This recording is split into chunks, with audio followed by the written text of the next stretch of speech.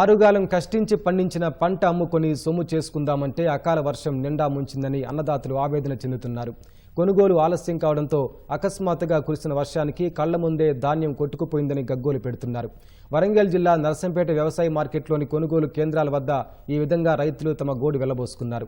అసలే దిగుబడులు లేక తలలు పట్టుకున్న రైతన్నలకు అకాల వర్షం మరింత నష్టాన్ని చేకూర్చిందంటున్నారు. తడిసిన ధాన్యాన్ని ఎలాంటి కొరీలు లేకుండా ప్రభుత్వం వెంటనే కొనుగోలు చేయాలని అన్నదాతను ఆదుకోవాలని డిమాండ్ చేస్తున్నారు.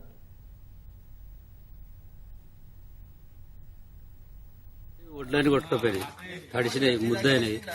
రైతులను ఆదుకోవాలి గవర్నమెంట్. తడిసినా కూడా మేచర్ వచ్చి కొన్ని ఉన్నాయి, కొన్ని మేచర్ రాకుండా ఉన్నాయి. అందరినీ ఆదుకోవాలి. సెంటర్ మొదలే ఓపెన్ చేస్తే మా వడ్లన్నీ ఇప్పుడు సేఫ్ గా పోయి అక్కడ మిల్లులలో ఉండేటి.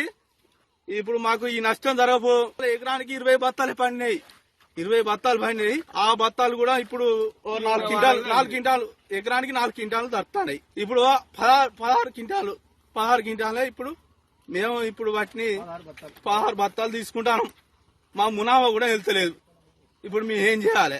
మీ అప్పులు ఏడా కట్టుకోవాలి, ఇప్పుడు మునావాలు ఏడా కట్టాలి. ఈ ధాన్యం ఎంత తడిసినా మంచిదే. తడిసిన ధాన్యాన్ని మీరు కొనుగోలు చేయాలి.